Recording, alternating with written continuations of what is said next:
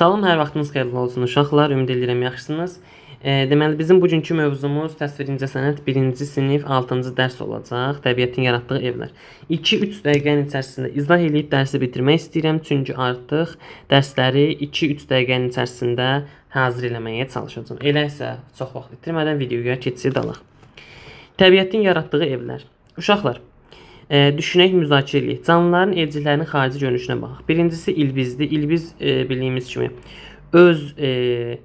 birincisi balıq qulağıdır daha doğrusu. Balıq qulağı neyinir deməli?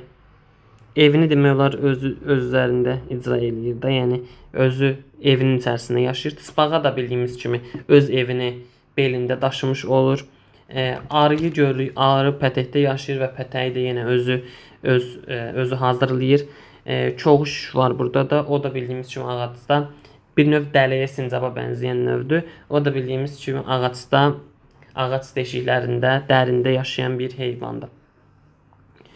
Deməli, insan tikməyi təbiətdən öyrənir. Bəli, onu da düzgün demişik. Evi tikmək üçün onların forması və s. lazımdır. Hər halda siz bilirsiniz ki, təyyarəni insanlar quşun uçuşuna bənzədərək düzəltmişdi. Yəni indiki dövrümüzdə əgər bir quş olmasaydı, uçan bir varlıq olmasaydı və biz də təyyarədən istifadə edə bilməzdik. Eynilə bunu da yadımızda saxlamış olaq. Deməli, bildiyimiz kimi insan tikməyi təbiətdən öyrənir və bu zaman təbiətin incə naxışlarını görür və bunu özü hazırlamaq istəyir və bu zaman uşaqlar həmin işi yaradan şəxs memar adlanır və memar da çox gözəl işlər görmüş olur. Deməli, memarın yaratdığı evləri görürük. Birinci şəkil, ikinci şəkil və üçüncü şəkil. Görürük ki, həqiqətən biri tısbağa formasında, biri ilbiz formasında və s. qəşəng fotolar yaradıb. İnsanlar heyvanlar üçün tikdiyi evlər hansılardır? Deməli, bunu görürük. Birinci və ikinci uşaqlar. Birinci ilbizə bənzədilib, ikincisi isə tısbağıya bənzədilmişdir burada. Keçid alaq bu tərəfə.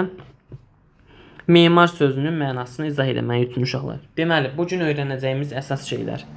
İnsanlar əsasən tikməyi təbiətdən öyrənmişdilər və təbiətdən götürən insanlar təbiətin incə naxışlarını göz ardına alaraq bunlardan istifadə eləyir. Həmin əsərləri və gözəl tikililəri yaradan şəxs də memar adlanmış olur.